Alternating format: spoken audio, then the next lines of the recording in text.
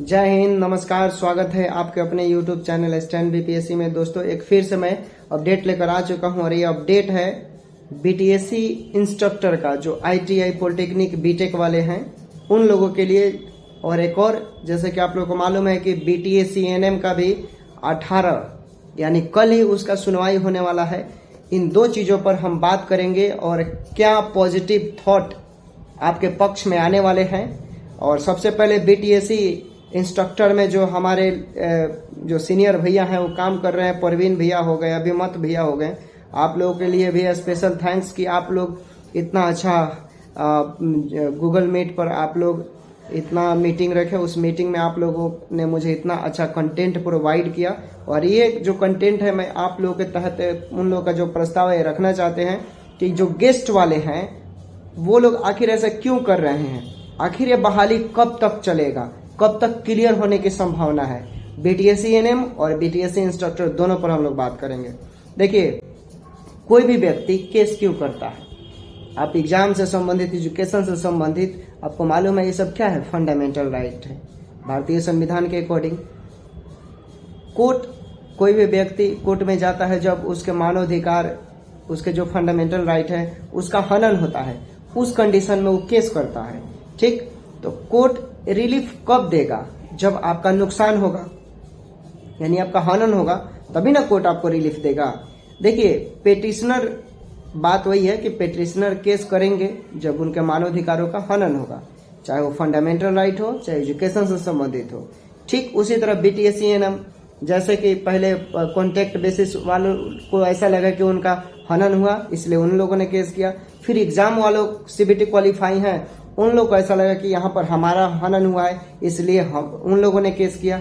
फिर अब इंस्ट्रक्टर में देखिए दोस्तों, इसमें बोला गया था, गेस्ट वालों ने वहाँ केस किया क्या कि गजट जो निकला हुआ है ये गजट के आधार पर नहीं निकला है बीटीएससी इंस्ट्रक्टर का।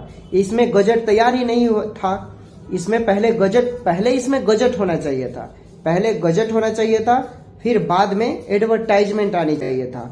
लेकिन विपक्ष वालों का कहना था कि गजट हुआ ही नहीं था।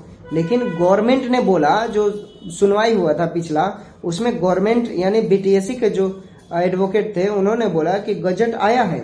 आप देखिए नवंबर 2023 में जाकर के गजट प्रस्तुत किया गया है कि नहीं। ठीक, ये अलग बात है कि अभी का बीटीएससी एएनएम में 2024 का जो गजट आया है उसमें बोला गया है कि अभी के मुताबिक जो भी अब परीक्षाएं होंगी वो समझ लीजिए कि आपका एग्जाम बेसिस पर होगा। इसके पहले अभी जो बहाली लटका हुआ है उसी में नियमावली की बात चल रहा है।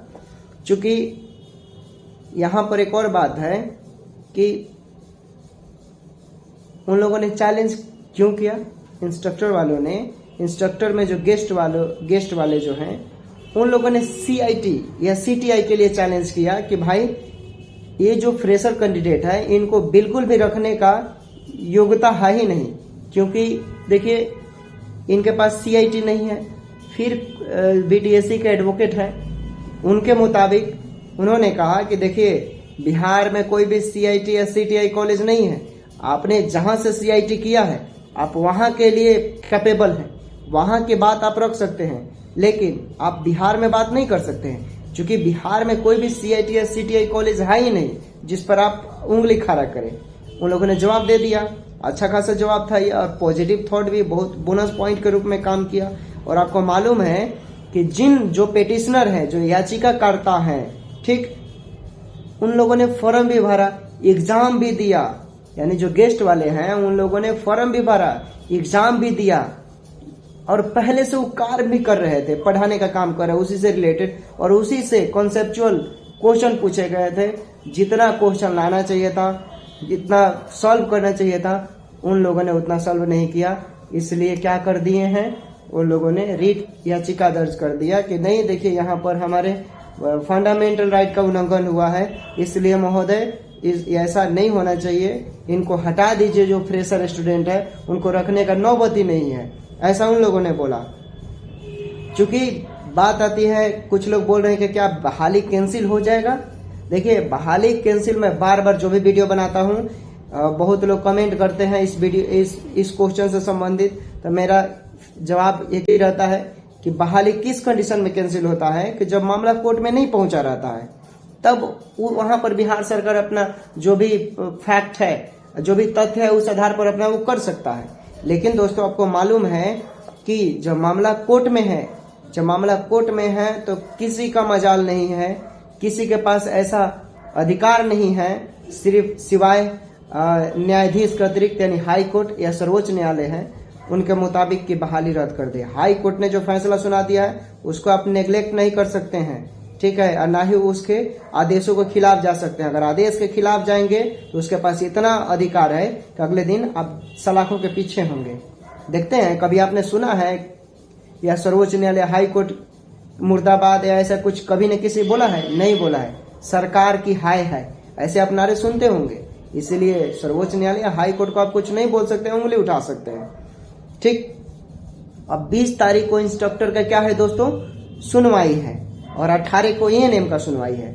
तो 20 तारीख का जो फ्रेशर है जिनके पास CIT नहीं है, इतना याद रखिए कि 20 तारीख के आप मतलब उसमें हम भी है, फ्रेशर में हम भी एग्जाम दिए हैं और हम लोग का भी स्कोर अच्छा खासा है, 60 प्लस है, और 60 प्लस पर रिजल्ट बनने की संभावना है। इसलिए हम भी आवाज उठा रहे हैं, और जो भी हमारे अभिमत भैया, परवीन भैया, ये लोग हैं, हमारे सीनियर हैं, ये लोग यूपी में भी कार्यरत है इंस्ट्रक्टर पोस्ट पे, इन लोगों के मुताबिक कि 20 अप्रैल को फ्रेशर जो स्टूडेंट है उनके पक्ष में कुछ अच्छे अपडेट, पॉजिटिव तथ्य, हाई कोर्ट का आदेश आने वाला है।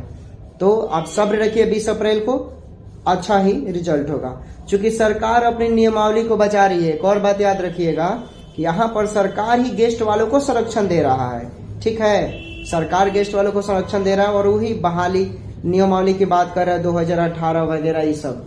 क्योंकि मालूम है कि गेस्ट वाले तो एग्जाम में फेल हो चुके हैं, सब नहीं, कुछ यानी कुछ गेस्ट वाले जो फेल हो गए वही जाकर याचिका दर्ज कर दी है, ठीक। और आपको मालूम है दोस्तों कि बिहार के ITI पॉलिटेक्निक या जहां भी इंस्ट्रक्टर पोस्ट है ITI में, वहां का फैकल्टी देखिए, फैकल्टी में इतनी कमी है कि जो भी ITI गवर्नमेंट कॉलेज है वहां पर स्टूडेंट का भविष्य बर्बाद किया जा रहा है। फैकल्टी की कमी है, ना तो अच्छा से पढ़ाई हो रहा है।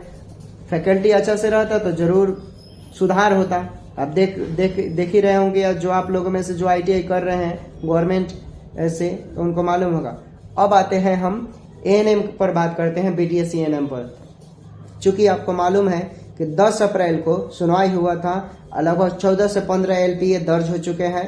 सरकार, विपक्ष और CBT इस सबको मिलाकर लगभग, तो समझ लीजिए कि बिहार सरकार ने अलग से भी 4 से 5 LPA दर्ज किया। क्यों? बिहार सरकार जानबूझकर 4 से 5 LPA दर्ज किया ताकि लोकसभा का चुनाव है और जिसकी जितनी सत्ता में सरकार रहती है उसको उतनी चलती है। लटकाने के लिए बिहार सरकार जानबूझकर 4 को 5 को LPA दर्ज कर दिया ताकि ये लंबा चले। और आपको मालूम है कि 10,709 पोस्टों के लिए उसमें एक ANM का सैलरी लगभग 40,000 है और लगभग 47 अरब महीने का बिहार सरकार का सैलरी बच रहा है दोस्तों। और एक एडवोकेट को या चाहे जो भी प्रक्रिया हाफ टिप करूँ इधर उधर कर देते होंगे, 47 अरब बच जा रहा होगा।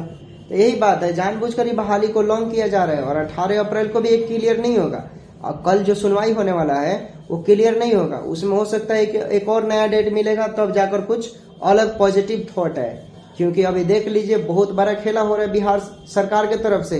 बिहार सरकार ही जानबूझकर ये बार बार यहाँ पर क्या जरूरत है LPA इतना लगाने का, जब आपके पास एक LPA है बहुत स्ट्रांग है। उस देखिए जो भी नोटिस है उसमें हो रहा है, चूंकि रिकॉर्ड है। देखिए जो लोग केस किए हैं, जिनका LPA है, जो केस से संबंधित है, आप जाकर रिकॉर्ड रूम में जाइए और रिकॉर्ड रूम से निकलवा कर आप रिकॉर्ड चेक कर लीजिए। आपको मालूम चल जाएगा क्या हम अपने मुख से बोल रहे हैं या क्या सच्चाई है, या मैं ऐसे हवाई में बात कर रहा हूँ। आप लोगों में से अगर जिन लोगों ने केस किया है, आप जो भी LPA है वो बोलिए कि हमको इस LPA का रिकॉर्ड दिखाइए। 20 रुपया, 25 रुपया, 40 रुपया, 50 रुपया जो भी दीजिएगा वो रिकॉर्ड निकाल कर दिखा देंगे। सारा कहानी आपको सच सामने आ जाएगा कि क्या क्या अभी तक आदेश जारी हुए हैं, वो सब दिखाई देगा। ठीक है, तो ऐसे जो भी प्रक्रिया है ये बिहार सरकार जानबूझकर लटका रही है। एलपीए करने का मतलब ये है, और 18 तारीख को फाइनल सुनवाई नहीं होगा, एक और डेट मिलेगा, हो सकता है उसके और डेट मिलेंगे, लेकिन केस आप नहीं कर सकते हैं कि 18 को क्लियर होगा या इसके बाद क्लियर होगा। चूंकि इतने सारे एलपीए दर्ज हो गए हैं तो कुछ न कुछ और लॉन्ग प्रोसेस चलेगा। और एलपीए में आपको मालूम है याचिका से संबंधित 45 दिनों के अंदर सुनवाई क्लियर कर देना होता है। अगर 45 दिनों के अंदर सुनवाई क्लियर नहीं होता है तो आप सर्वोच्च न्यायालय का दरवाजा खटखटा सकते हैं, और सर्वोच्च न्यायालय में एलपीए 90 दिन या किसी कारणवश लॉन्ग प्रोसेस चले जाते हैं, कारणवश वहां कारण लगाना पड़ता है एक अलग एफिडेविट देकर उस प्रक्रिया में। ठीक, यही कहना था कि देखिए कल क्या होता है, जैसा होगा वैसा हम अपडेट आप लोगों को देते ही रहेंगे। ठीक है, बने रहेंगे स्टैंड बीपीएससी के साथ। टेक केयर, बाय बाय, अपना ख्याल रखें और पढ़ते रहें, और ऐसे ही देखने के लिए स्टैंड बीपीएससी के साथ जुड़े रहें।